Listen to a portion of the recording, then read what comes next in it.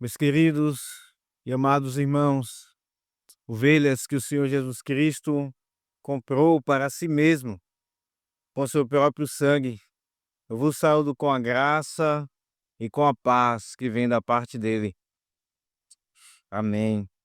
Peço que abram, irmãos, as suas Bíblias em Romanos, carta de Paulo aos Romanos. Nós vamos continuar a exposição que temos feito dessa maravilhosa carta que nos ensina o Evangelho de Deus, que tem se apresentado a nós muito mais profundo do que nós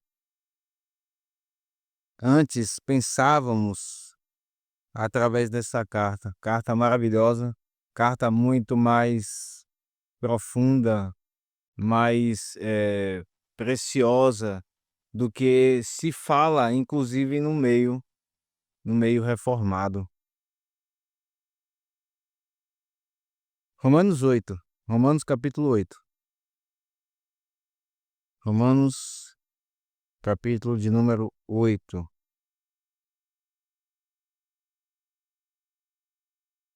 Eu farei a leitura, irmãos, dos versos 26 a 30.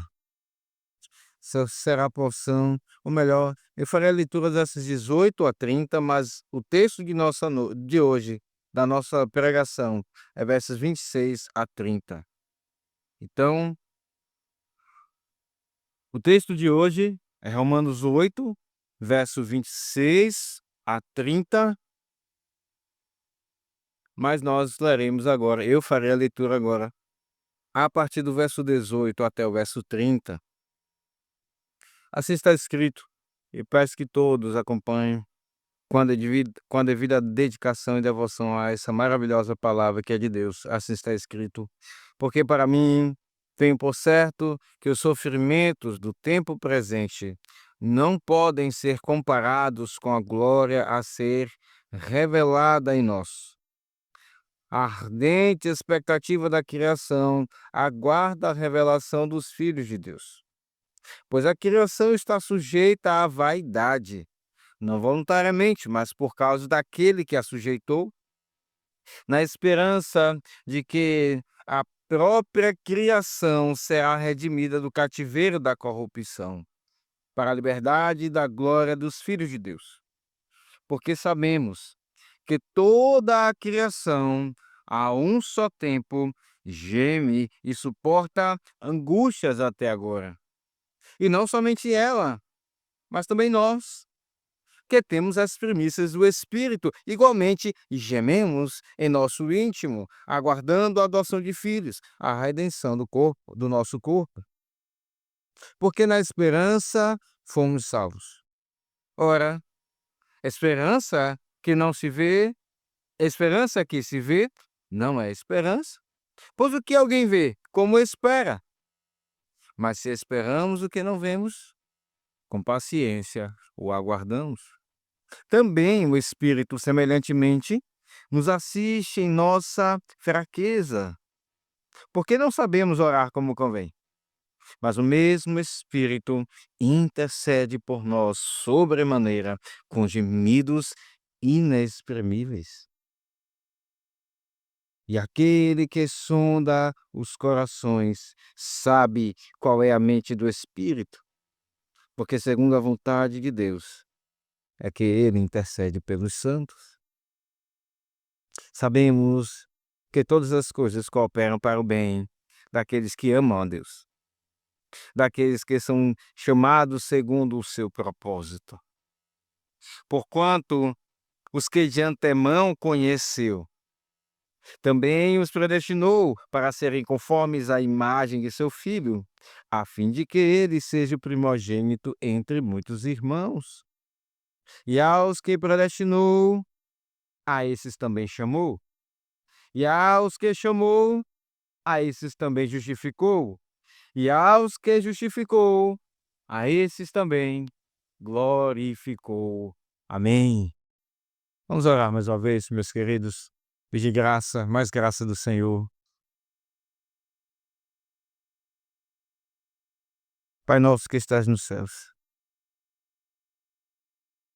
mais uma vez perante o Senhor neste culto solene. Pedimos graça, ó Deus, para esta hora da pregação da Tua palavra. Concede-nos a nós, seus filhos, Senhor, que conheçamos mais da obra do Espírito Santo. Preciosa obra, grandiosa obra,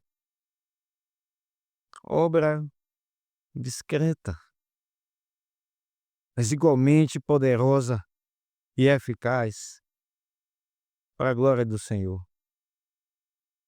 Obra santificadora, obra que nos conduz à glória. Ó Deus, estamos diante de um texto tão maravilhoso da Tua palavra, tão rico, tão precioso, Senhor. Não permita, como de fato oramos, que pensamentos ou qualquer outra coisa roube a nossa atenção nesta hora. Que possamos acompanhar nossos raciocínios, afeições, vontades, o nosso corpo, todo o nosso ser, como sacrifício vivo para Ti agora neste culto. Acompanhar e receber a Tua maravilhosa palavra nesse trecho da carta de Paulo aos Romanos. Senhor, fala conosco, santifica o Teu povo, encoraja o Teu povo nesta noite. E aqueles que estão aqui e que não têm essa visão da eternidade, que não tem o Espírito, como Paulo mesmo disse, alguém não tem o Espírito de Cristo, esse tal não é dele. A essas pessoas, Senhor Deus, que o Senhor alcance, chamando-as para serem filhos Teus no meio desta família de muitos filhos. Qual primogênito é o Senhor Jesus Cristo? Em nome dele oramos, Pai. Que o Senhor nos assista, por misericórdia. Por misericórdia. Amém. Meus queridos irmãos, lidar com desafios, sofrimentos, lutas que nos sobrevêm na caminhada cristã, na vida, muitas vezes é uma experiência difícil e até mesmo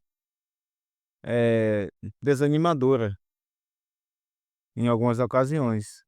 Temos falado aqui que o evangelho ele não pinta um quadro diante de nós para nos enganar, dizendo que a vida cristã não terá sofrimentos, nem frustrações, pelo contrário. E temos visto isso na carta de Paulo aos Romanos. Certamente, você já passou por um momento em que você orou ao Senhor, por um momento de grande sofrimento, então que você com todas as suas forças e até mesmo gemendo, você orou ao Senhor pedindo: Senhor, ouve a minha oração. Deus não fez aquilo que você pediu. Ele fez outra coisa. E talvez você pensou que Deus não ouviu a oração. Nós iremos ver nesse texto, meus irmãos, que Deus sempre ouve a oração. A questão é que muitas vezes Ele não ouve a nossa oração. Mas Ele sempre ouve a oração de outra pessoa. E essa pessoa brilha de forma maravilhosa aqui nesse texto. Nós iremos ver.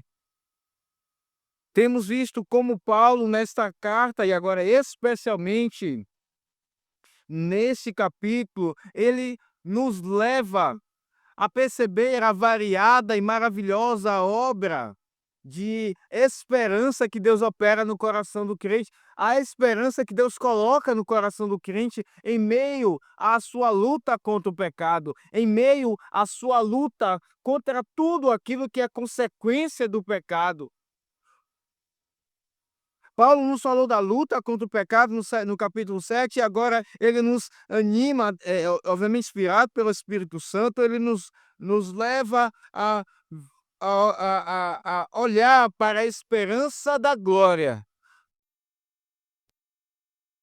aguardando com paciência, como vimos no último sermão,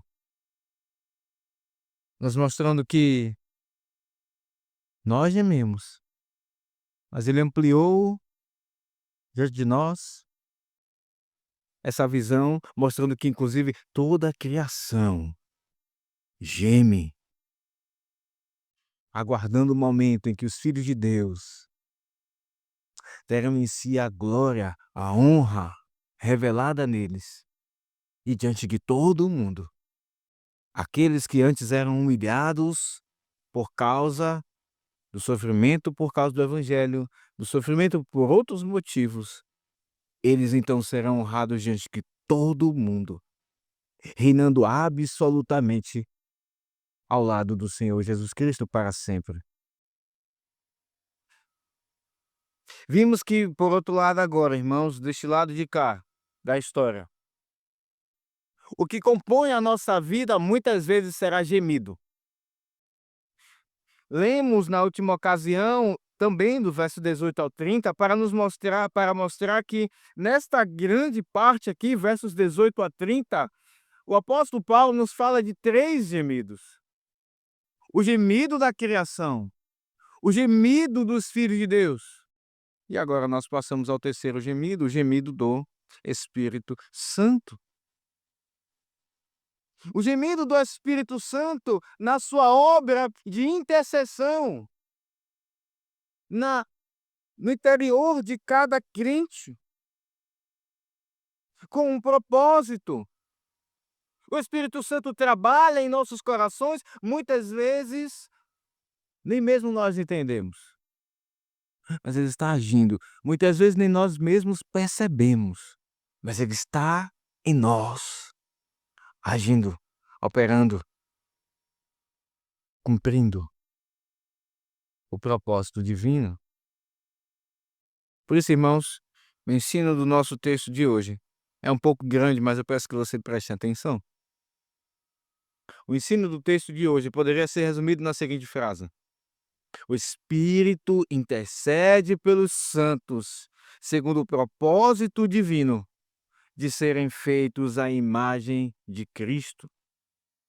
A obra do Espírito Santo tem sido o centro aqui neste capítulo número 8 de Romanos.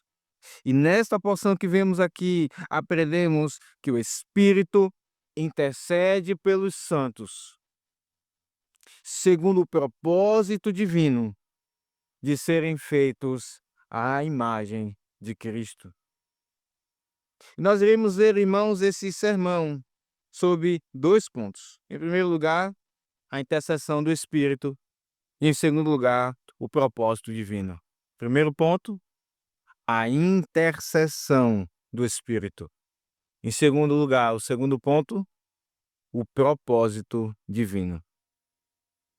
Então eu convido que você olhe mais uma vez para o texto, começando aqui no verso 26, que diz: também o Espírito, semelhantemente, nos assiste em nossa fraqueza, porque não sabemos orar como convém, mas o mesmo Espírito intercede por nós sobremaneira, com gemidos inexprimíveis. Aqui o apóstolo Paulo então nos mostra a obra de intercessão do Espírito.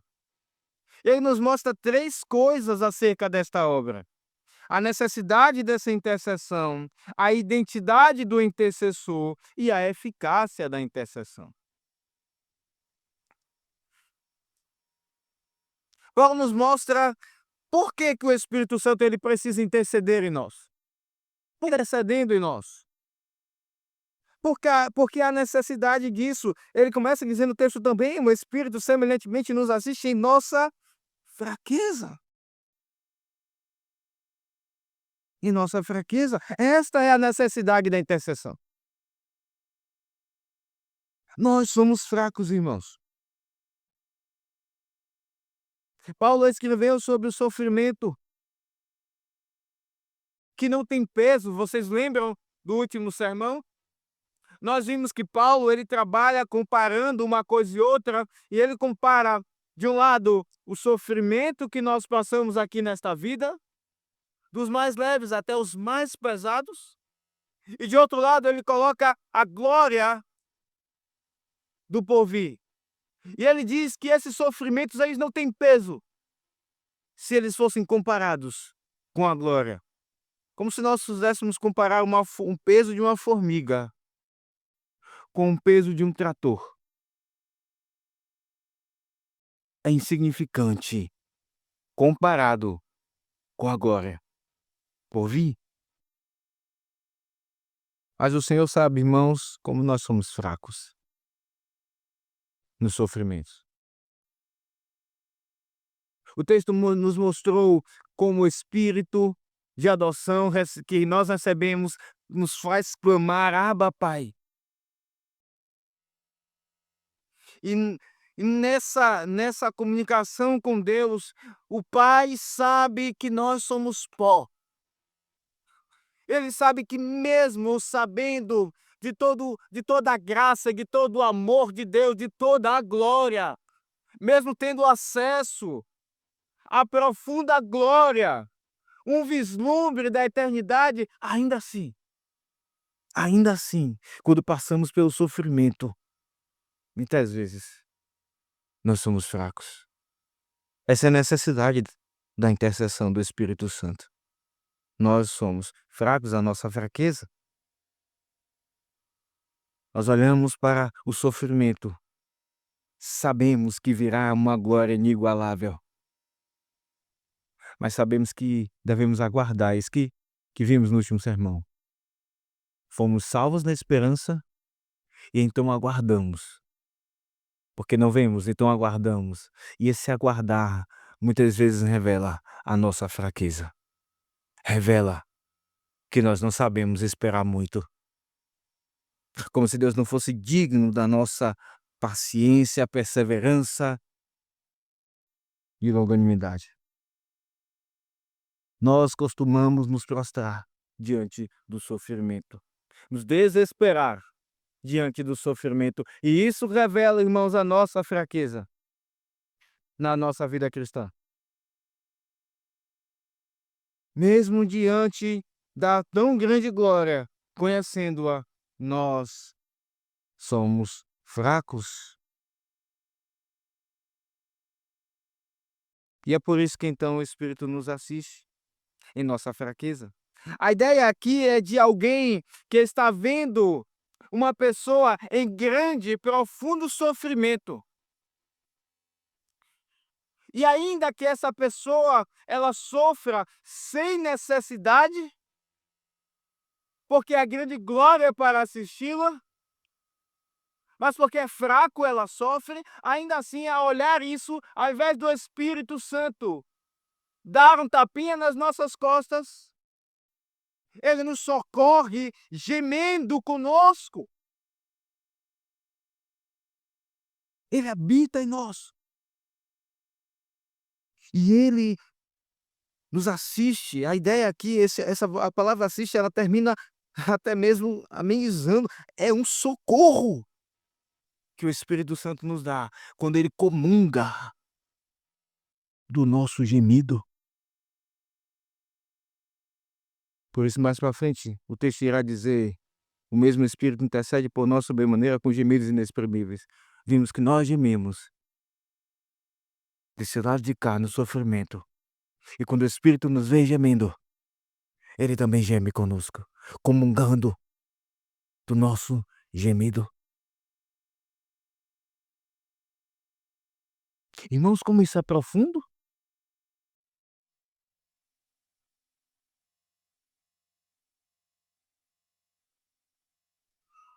Como isso é profundo? E nós vemos aqui então nessa obra da intercessão do Espírito não só a necessidade, mas também a identidade dele. Nós não sabemos orar como convém, mas esse Espírito intercede por nós, sobremaneira com gemidos inexprimíveis. O texto nos mostra que por nossa fraqueza, nós não somos sabedores de como orar. Quando o texto diz aqui, não sabemos orar como convém, Nós podemos entender, nós estamos no estado, por causa da nossa condição de pecadores, mesmo salvos, de não sabedores de como orar. Por mais anos que tenhamos na fé cristã, a Escritura está dizendo que eu e você não sabemos orar como convém. Orar como é necessário. Muitas vezes nos achamos tão bons oradores, não é verdade? Perdemos todo o jeito, toda a estrutura de uma oração. A Bíblia está dizendo: você não sabe orar como convém.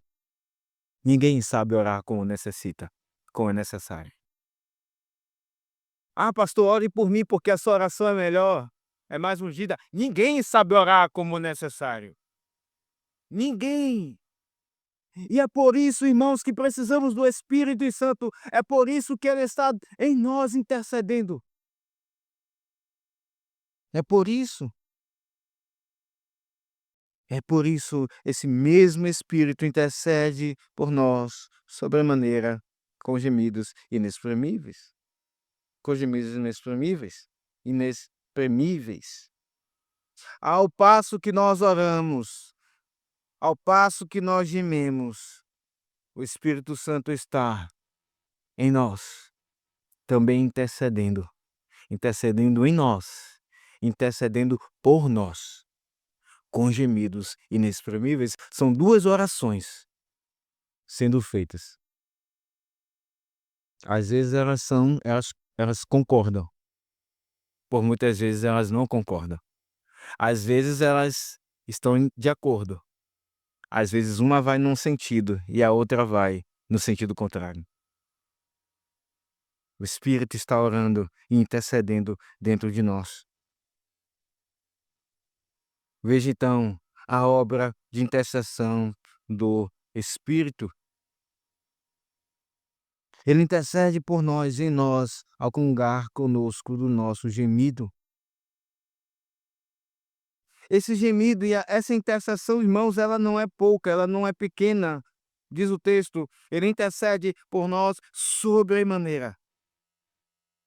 Ele sente o nosso sofrimento quando nós passamos pelas lutas. E ele então ora, geme.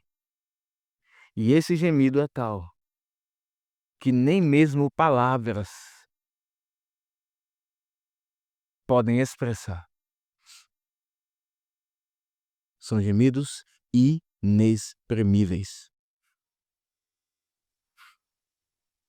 Irmãos, como isso é precioso. Você já parou para refletir nisso?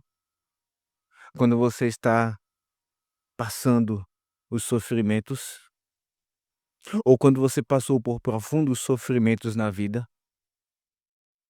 enquanto nós sofremos, pensando muitas vezes, não é? Senhor, que dor terrível. Estou sozinho. Dentro de nós, o Espírito Santo está orando.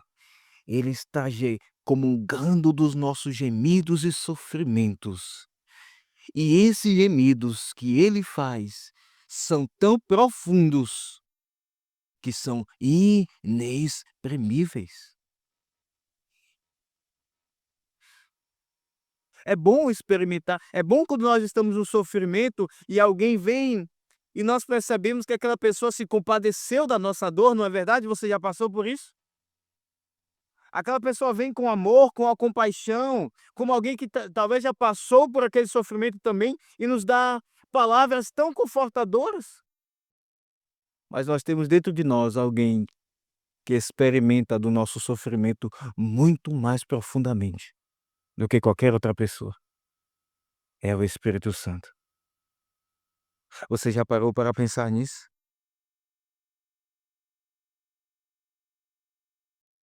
O texto segue, irmãos, e diz: "E aquele que insona", no verso 27, "e aquele que sonda os corações sabe qual é a mente do Espírito, porque segundo a vontade de Deus é que ele intercede pelos santos."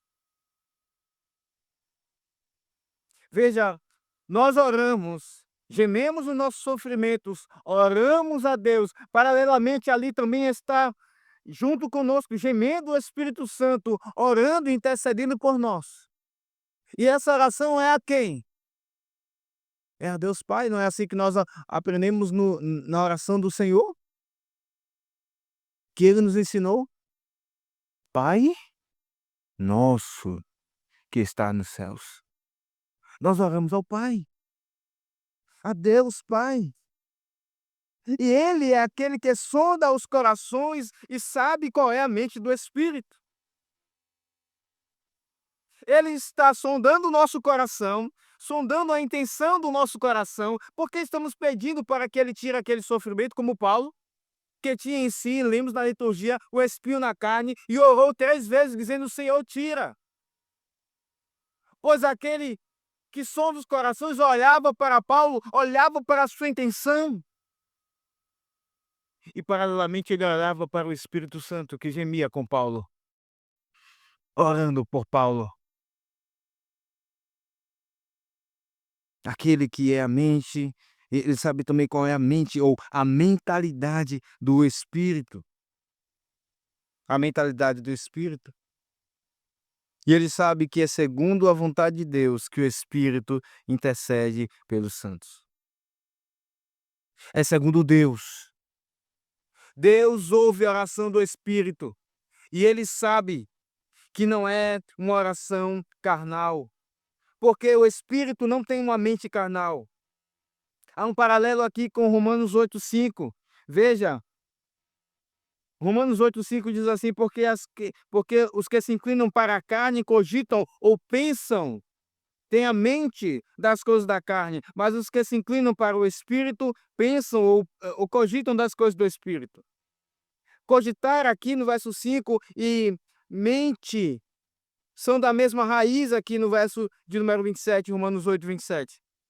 Portanto, esse texto de Romanos 8 coloca de um lado a carne e de outro lado o Espírito.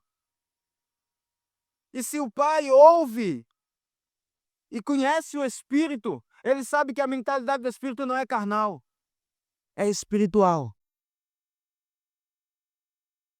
Ou então, o Espírito não tem fraquezas. Ele sabe que o Espírito não é carnal, como os ímpios são carnais. Ele sabe que o Espírito não é fraco como nós muitas vezes somos fracos, pedindo: Senhor, tira esse sofrimento de mim, Senhor, eu não aguento mais. Eu não quero mais, Senhor. Eu não aguento. Eu já passei por tantas essas coisas, o Senhor sabe. Tira, Senhor. Senhor, se acontecer tal coisa, pode acontecer isso e aquilo outro. Eu não sei o que está acontecendo direito comigo. Ah, Senhor, eu não aguento mais. São as nossas fraquezas. O Espírito Santo não é assim. Deus olha para nós no ato da oração, ele nos vê em nossas fraquezas, ele também vê o Espírito, que não tem fraquezas.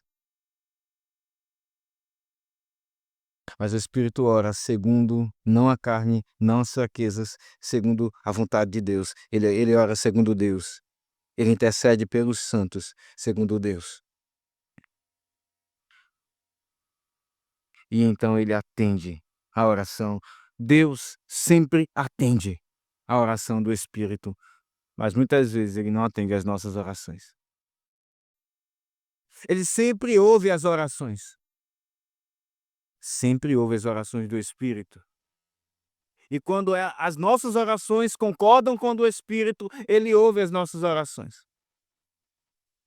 Mas quando as nossas orações são diferentes ou até mesmo contrárias à do Espírito, ele não ouve.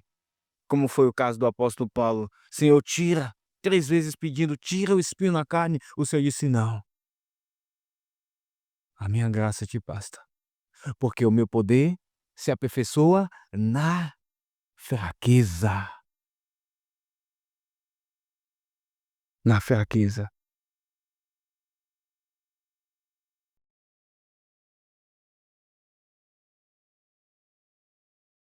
Essa é a obra, irmãos, do Espírito Santo, de intercessão do Espírito Santo. Nós vemos isto aqui, em primeiro lugar, esse é o nosso primeiro ponto. O texto segue dizendo para o verso número 28, sabemos que todas as coisas cooperam para o bem daqueles que amam a Deus, daqueles que são chamados segundo o seu propósito.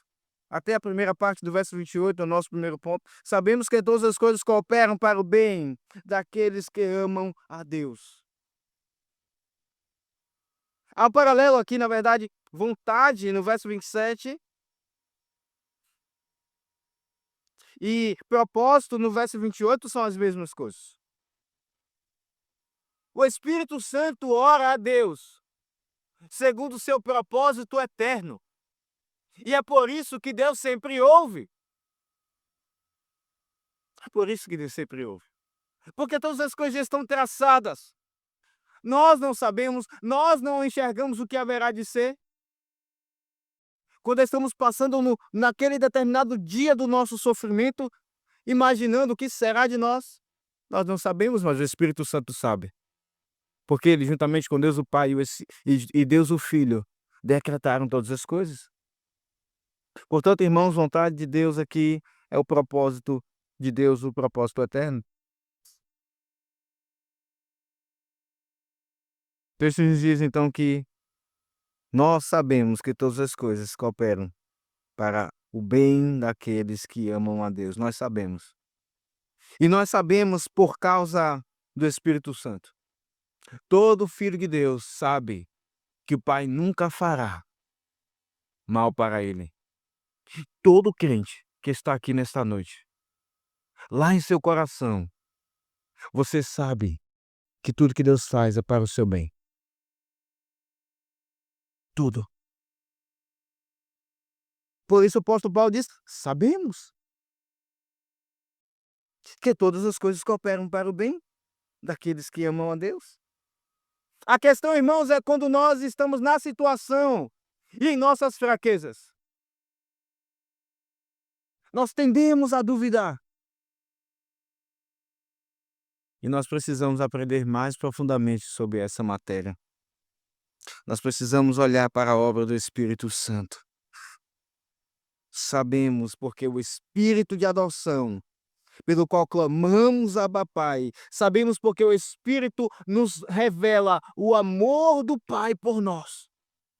Então sabemos, lembram que o Senhor Jesus disse: se vocês que sois maus, se os vossos filhos te pedirem pão, vocês não darão pedra. Vocês não darão serpentes. Ora, se vocês que são maus sabem dar boas coisas aos vossos filhos, quanto mais o vosso Pai Celestial. E não é essa, irmãos, a experiência que nós temos? Nós sabemos das nossas perversidades. Mas quando um filho nosso clama a nós, pedindo alguma coisa, nós não fazemos o mal a ele. Nós nos sacrificamos e atendemos, pois nós sabemos que o Pai é infinitamente mais bondoso para conosco. Sabemos que todas as coisas cooperam para o bem daqueles que amam a Deus. Todas as coisas, segundo esse propósito da providência, revelado na providência ao longo dos dias na história, revelam a bondade e o amor do Pai para conosco. Mas somente aqueles que amam a Deus sabem disso. É isso que diz o verso 28. Para o bem daqueles que amam a Deus. Deus faz o bem. Somente o bem aqui, no sentido eterno, preparando para a glória. Deus faz o bem apenas para os seus filhos.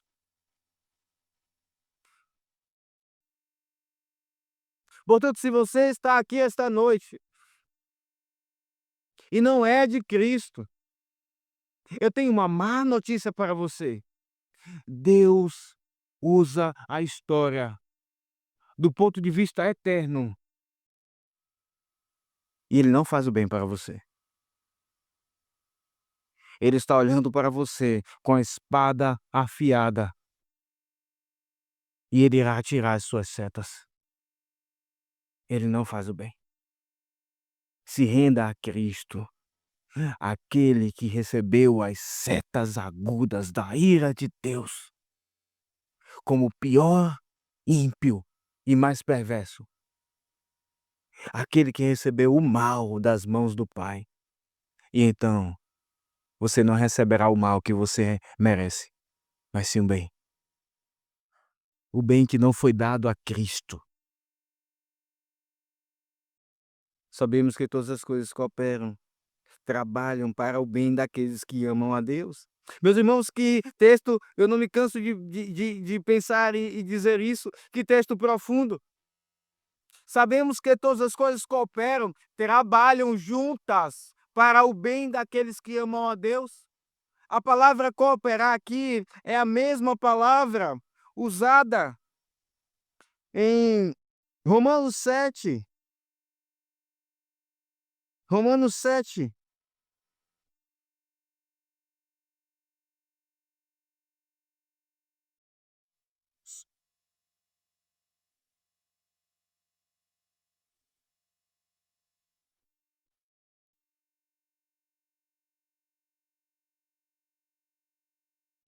No verso de número 23. Mas vejo nos meus membros outra lei que, guerreando contra a lei da minha mente, me faz prisioneiro da lei do pecado que está nos meus membros. Antes mesmo, outro versículo, irmãos.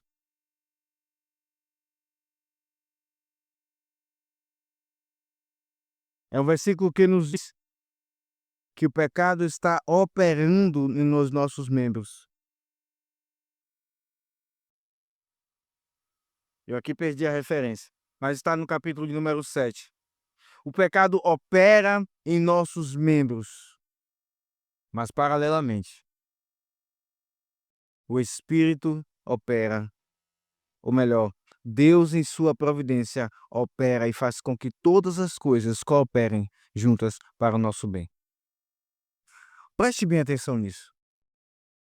Enquanto nós vemos o pecado funcionando, a máquina do pecado funcionando em nós e operando em nós, e nós pensamos que iremos sucumbir na fraqueza, Deus faz com que toda a história junta, trabalhe e opere para o nosso bem. Como isso é maravilhoso! Para um crente que passa por sofrimentos,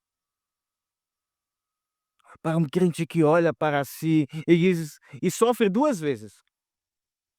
Sofre pensando no mal que lhe pode acontecer e sofre porque ele sabe que, sendo filho, não deveria duvidar do pai.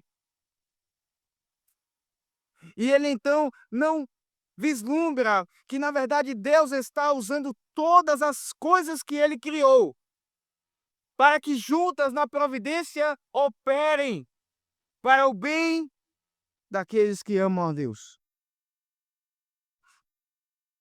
Esta, irmãos, é a obra do Espírito Santo, a obra de intercessão do Espírito Santo. Este é o nosso primeiro ponto, mas passamos ao nosso segundo ponto, o propósito divino, é a segunda parte do verso 28 até o final. Daqueles que são chamados segundo o propósito, o seu propósito. Verso 29, porquanto os que de antemão conheceu, também os predestinou para serem conformes à imagem de seu Filho, a fim de que ele seja o primogênito entre muitos irmãos. E aos que predestinou, a esses também chamou. E aos que chamou, a esses também justificou. E aos que justificou, a esses também glorificou. Aqui nós vimos, em segundo lugar, o propósito divino. Vimos, em primeiro lugar, a intercessão do Espírito. E agora vemos o propósito divino. Porque o ensino do nosso texto é que o Espírito intercede pelo Santo, segundo o propósito divino, de serem feitos à imagem de Cristo. Vimos a intercessão do Espírito e agora, em segundo lugar, o propósito divino. E aqui vemos três coisas sobre o propósito divino: a percepção do propósito divino, vemos a finalidade do propósito e, em terceiro e último lugar, o esboço do propósito. Olhando então para o verso de número 29, vemos aqui a finalidade desse propósito. Porquanto os que de antemão conheceu, também os predestinou para serem conformes a imagem de seu filho, para serem conformes à imagem de seu filho.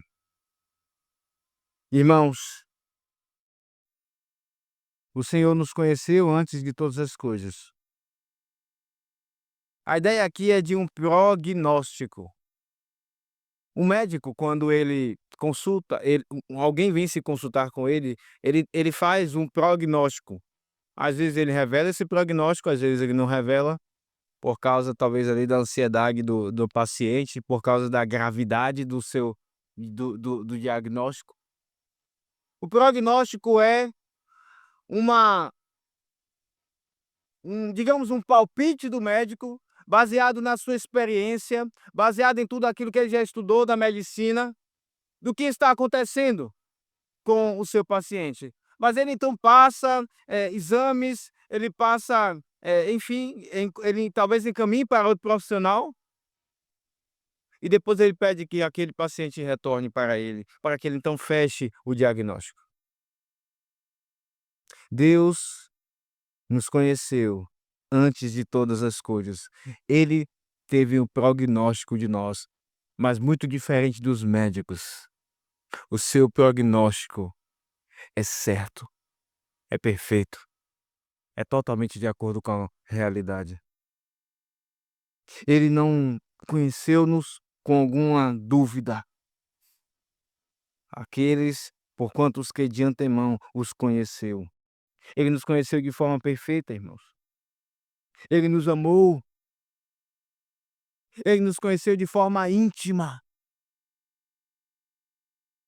E esses então, ele predestinou, ele ordenou para a vida eterna, para serem conformes à imagem de seu Filho.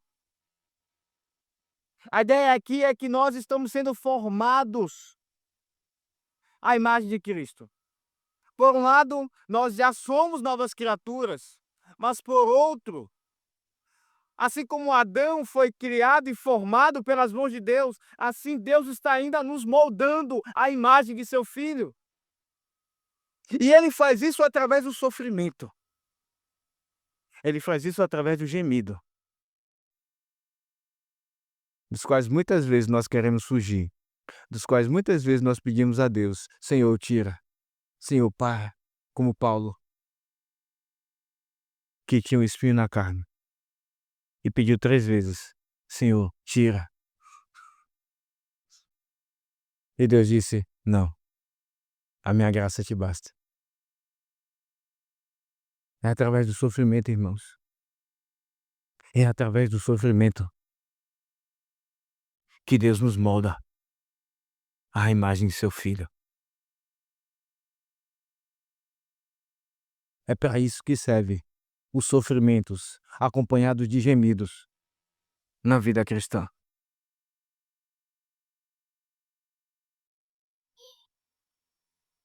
Aqui está o propósito divino. É nos formar à imagem de seu Filho. Mas há algo aqui no texto que não está tão evidente na nossa tradução. Também os predestinou para serem conformes à imagem de seu Filho. A ideia aqui é que nós juntos somos formados à imagem de Cristo. Sim, ela é formada em cada um de nós. Mas há algo que Deus faz pela sua providência, quando todas as coisas estão cooperando para o nosso bem. Ele faz isso junto. Os sofrimentos não são apenas para nós, são também para os nossos irmãos comungar conosco e gemerem conosco na hora da dor. Se alegrar com os que se alegram, chorar com os que choram. É dessa forma que Deus forma a imagem de Cristo nos seus filhos, a fim de que ele seja o primogênito entre muitos irmãos. Deus quer uma família grande. Isso tem sido cada vez menos desejado hoje, não é verdade? Famílias grandes. Deus quer uma família grande, com muitos filhos. Veja, diz o texto, primogênito entre muitos irmãos. E o filho, O Senhor Jesus Cristo, ele é o primogênito. Aqui nós vemos a finalidade, irmãos, desse propósito, mas em último lugar, para que nós possamos passar as aplicações. Verso 20, verso 30, diz o texto: "E aos que predestinou, a esses também chamou. E aos que chamou, a esses também justificou. E aos que justificou, a esses também glorificou." Aqui nós vemos o esboço do propósito divino, que começa antes de todas as coisas, porque Deus predestinou o seu povo antes que ele dissesse: "Haja luz", como está registrado em Gênesis 1, e começa-nos a esboçar o texto, começa-nos a esboçar o propósito divino. Ele predestinou, ele chamou, ele justificou e ele glorificou. Esse versículo, irmãos, é conhecido na teologia como a a corrente da salvação. Não é corrente no sentido de corrente de oração ou várias outras correntes que nós vemos por aí, em que as pessoas gastam suas vidas e seus dias da semana, que deveriam às vezes estar trabalhando, em momentos que terão pouco ou nenhum fruto espiritual para as suas vidas. Mas é corrente porque exatamente cada verbo desse é como um elo de uma corrente. A predestinação está ligada ao chamamento ou à vocação, que está ligada à justificação, que está ligada à glorificação. Ou seja, se Deus predestinou alguém, certamente essa pessoa será chamada em algum momento da história. Certamente essa pessoa será justificada em Cristo e certamente ela será glorificada em Cristo. Essa é a corrente da salvação. Mas olhe mais uma vez para o texto. Algo não te estranha? Olhe, aos que predestinou, isso aconteceu na eternidade antes de todas as coisas. Aos que chamou, os crentes em Cristo já foram chamados. Aos que justificou, os crentes já foram justificados em Cristo. A esses também glorificou. Nós ainda não fomos glorificados em Cristo. Mas por que o texto está no passado? E foi muito bem traduzido. Porque à vista porque à vista de Deus porque à vista de Deus, todas essas coisas, irmãos, irão acontecer. Deus está fora do tempo, ele é o único que está fora do tempo. Isso é estranho para nós, não é verdade? A nossa mente funciona no tempo. Nós pensamos naquilo que nós fizemos, tem coisas que nós podemos corrigir, tem coisas que não tem mais correção, já passou, acabou, aconteceu. Nós trabalhamos pensando no que está acontecendo e no que irá acontecer. Mas Deus olha todas as coisas ao mesmo tempo, o passado, o presente e o futuro. Nós não conseguimos conceber isso. Ele está fora do tempo. É por isso que isso está tudo no passado. Mas também porque, por causa da sua fidelidade, aqueles que Deus predestinou, eles irão ser chamados, justificados e glorificados. Nada irá impedir o propósito divino de se concretizar. Irmãos, nós vemos que esse texto, começando no verso número 18, começou nos falando de sofrimento, porque no verso 18 diz: "Porque para mim tenho por certo que os sofrimentos do tempo presente não podem ser comparados com a glória a ser revelada em nós." Esse texto começou falando de sofrimento, e ele traça o caminho para terminar na glória. Nós seremos glorificados em Cristo, mas até lá nós haveremos de sofrer.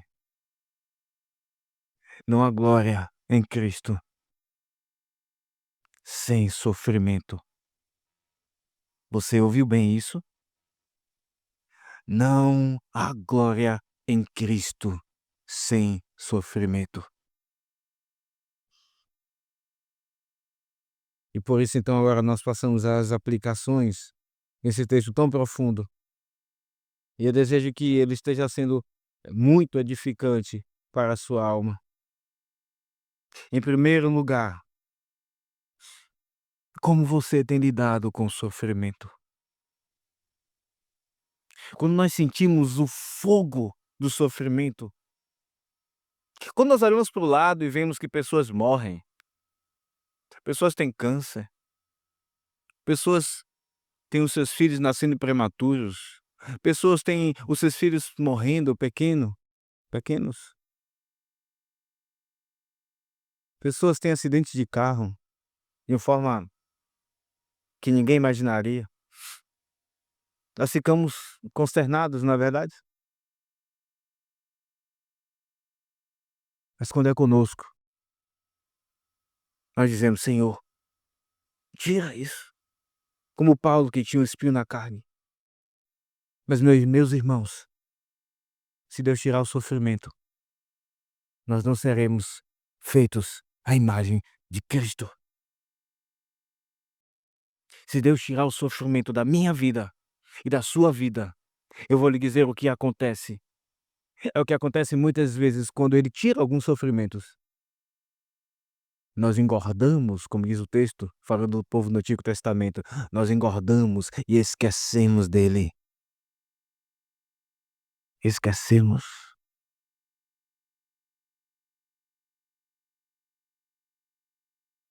É necessário o sofrimento.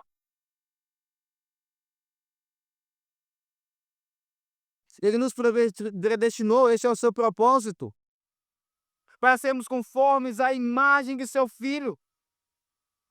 E Ele cumprirá esse propósito, mesmo quando você pedir para que o sofrimento seja tirado. Quando você pedir na hora errada para que o sofrimento seja tirado, Ele irá ouvir não a sua oração, Ele irá ouvir a do Espírito Santo, dizendo: Senhor, continua. Quando Paulo orou, dizendo: Senhor, tira o espinho da carne, o Espírito Santo, naquela mesma hora, estava orando, dizendo: Senhor, mantenha o espírito, mantenha o espinho na carne, porque é necessário. E qual a oração que Deus ouviu? A oração do Espírito. Ai, irmãos, como nós precisamos entender isso? Esquecemos que fomos salvos na esperança.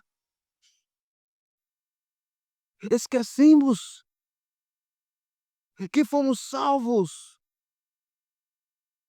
para deixar os nossos pecados e sermos feitos conforme Cristo em todo o homem, todo o nosso ser, os nossos pensamentos, as nossas vontades, os nossos sentimentos, tudo isso está sendo transformado à imagem de Cristo. Tudo. Porque Deus nos salva completamente. Esquecemos que não fomos salvos para continuarmos nesta vida. Como Pedro, que parece que estava fora de si, naquele monte da transfiguração, e disse: Senhor, não é melhor que façamos aqui 3 tendas? Esquecemos que Deus tem um propósito e Ele é soberano. Ele está nos formando à imagem de Cristo. Olhe para a sua vida e veja o que de Cristo Deus já não forjou em seu coração através dos sofrimentos. Você não escolheria os sofrimentos, mas você dá graça por aquilo que Deus fez na sua vida através dos sofrimentos. Ou não? Por isso, receba de bom grado os sofrimentos. E lembre-se de quem eles vêm da mão do Pai, do bondoso Pai. Mesmo que o que te espere seja enfermidade, mesmo que o que te espere seja uma sala de hospital, que talvez você não volte vivo de lá. Mesmo que o que te espere sejam doenças crônicas terríveis.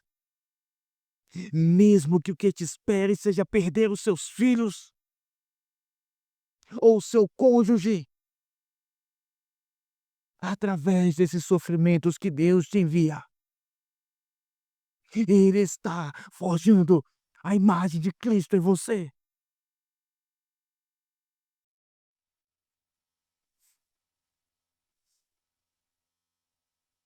Ele está fazendo o que é bom. Todas as coisas cooperam para o bem daqueles que amam a Deus.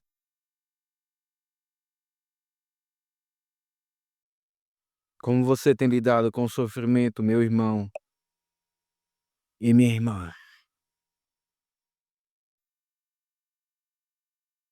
Eu desejo Meu desejo é que eu e você lidemos com os nossos sofrimentos de outra forma, depois desse sermão.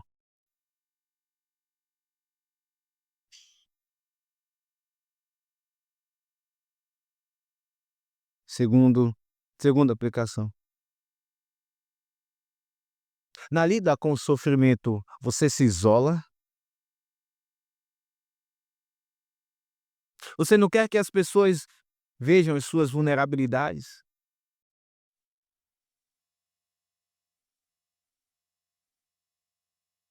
Como você faz?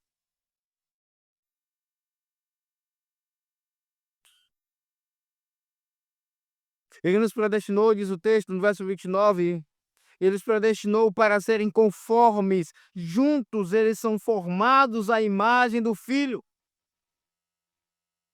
Irmãos, Deus envia o sofrimento em nossas vidas para que ele seja compartilhado com a igreja.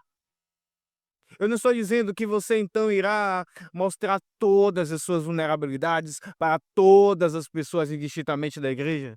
Isso é infactível. Isso não é possível de se fazer, porque temos níveis de relacionamento com os irmãos diferentes.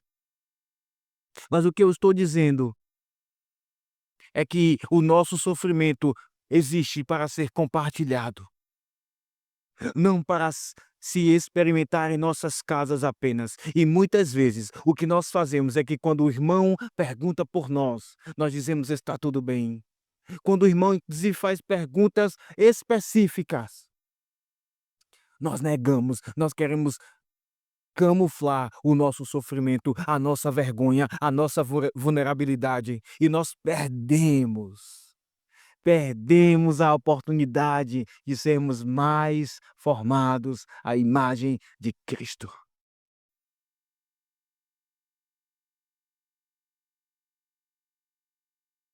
Nós nos isolamos em nosso sofrimento, mas aquilo que Cristo fez foi tão diferente. Ele chamou para si, não todos os discípulos, mas ele chamou Pedro, Tiago e João. E ele disse: "Fiquem aqui comigo, orem, porque a minha alma está angustiada até a morte." Ele estava gemendo. Ele estava sentindo a opressão da ira de Deus que estava se aproximando. E ali naquele lugar, ele suou sangue. Ele gemeu o meu e os seus sofrimentos, todos das nossas histórias, de todos os crentes, naquele mesmo momento. Mas quando ele sofreu tudo isso, ele não sofreu sozinho. Ele levou consigo a Pedro, Tiago e João e pediu. Que humilhação, irmãos. Ele é o Senhor, ele é o Todo-Poderoso, mas ele disse: "Fiquem aqui comigo, orem comigo." Infelizmente eles dormiram,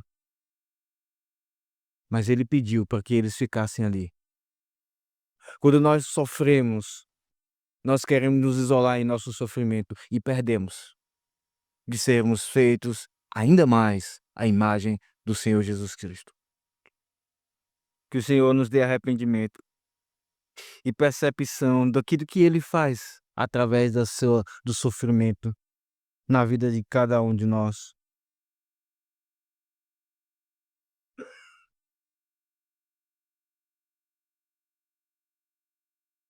Em último lugar, eu enfatizo a você que está aqui nessa noite e talvez não creia no Senhor Jesus Cristo. Os sofrimentos não têm o poder nas mãos de Deus de te fazerem mais semelhantes a Cristo. Porque no fundo, no fundo, você não ama a Deus. Por isso então todas as coisas não cooperam para o seu bem. No fundo, você ama mais a si mesmo. No fundo, o que você quer, na verdade, é um mundo sem Deus, onde você sempre se dê bem, onde você seja feliz sem Deus. Portanto, meu querido e minha querida, se você está aqui nessa condição nesta noite, eu te convido a se render a Cristo, aquele que não precisava, mas escolheu o sofrimento para que miseráveis pecadores fossem consolados e aliviados dos seus sofrimentos. Irmãos, que maravilhoso texto. Espero que você leve esse texto para casa e rumine, porque ele é como um caldo grosso. Ele é como uma feijoada bem pesada que precisa ser digerida. Precisamos pensar. Mas que esse texto, irmãos, traga transformação às nossas vidas. Nos leve a lidar com o sofrimento de forma diferente, de forma mais madura, corajosa em Cristo Jesus. Que Ele transforme a minha e a sua vida. Esse é o meu desejo, a minha oração. Em nome de Jesus. Amém. Vamos ficar de perto.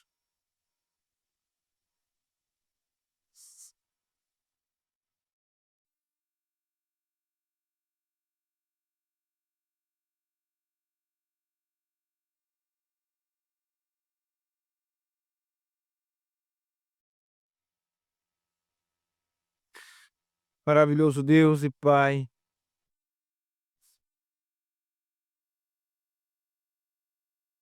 ó, que texto tão profundo, Senhor.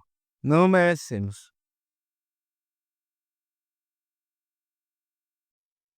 Certamente, como um pai que dá presentes aos seus filhos,